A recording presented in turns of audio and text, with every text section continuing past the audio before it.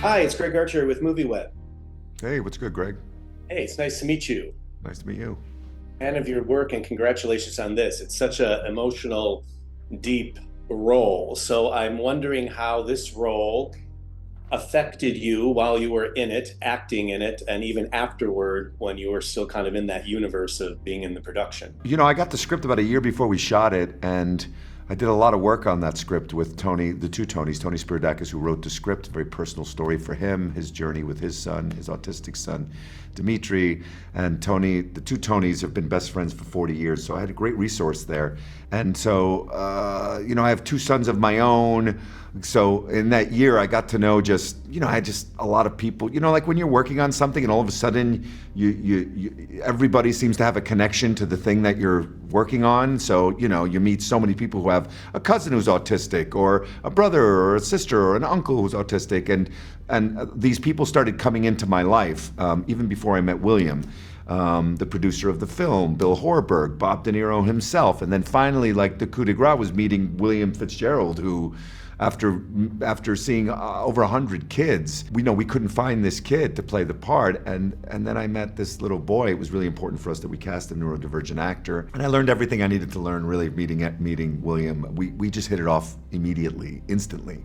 The kid has got it all. He's just so honest and present and in the moment and unadulterated and completely himself at all times. And that's a really hard thing to do when you're working on a movie. There's so many people around. There's so many distractions on a movie set. And, as an actor, I find it really hard to concentrate and focus. I tend to be drawn by shiny objects, like a lot of other people. And it's a challenge for me. And I learned so much with this, just working with this kid. I still think about him and how his presence, how calming a presence he is, and how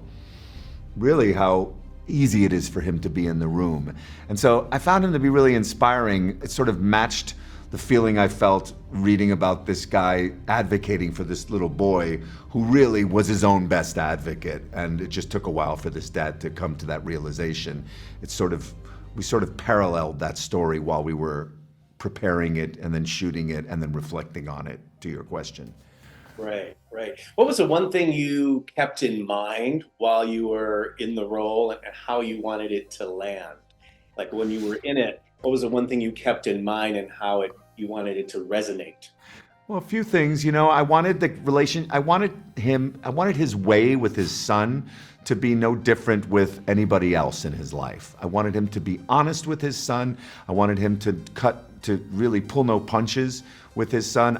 I decided to choose that is the way he chose to parent, that there was no difference between the way he spoke to the club owner or the other comedians than the way he spoke to his own son, that there was a uniqueness to that relationship that I found refreshing and something that I'm not used to seeing a lot of. It was important to me that his job as a stand-up really be at a crossroads, that he's at a crossroads in this career of his, right? He's just been fired from this job for doing something very reactive and dangerous, and he was going to work this out in front of an audience. And to me, I love stand-up comics. I have a lot of friends who are stand-up comics, and I just think that they're the most heroic artists because they take things from their own life and they really do put it out there in a raw way, and they sort of test it out in front of an audience, and I find that to be a really brave thing to do. And I wanted to find this guy at a place in his life where he was really racked by inner turmoil and yet was able to share it with an audience in a way that was at times dangerous because we can't tell if he's trying to be funny or not. And I think that there's something really on the edge about that kind of comedy that I find really exciting and admirable, if not always funny. And I thought, well, if we can convey that without the usual sense of people's expectations that they have to laugh at jokes, that would be interesting if we were successful in that. We have that scene there with the comedians where they say, the thing about comedy is it's supposed to be funny. And he says, well, I'm not trying to be funny. I'm trying to tell a story here. And there's something about that willfulness that I thought it'd be interesting to see if we can achieve that and still create an empathetic character. And hopefully we've succeeded.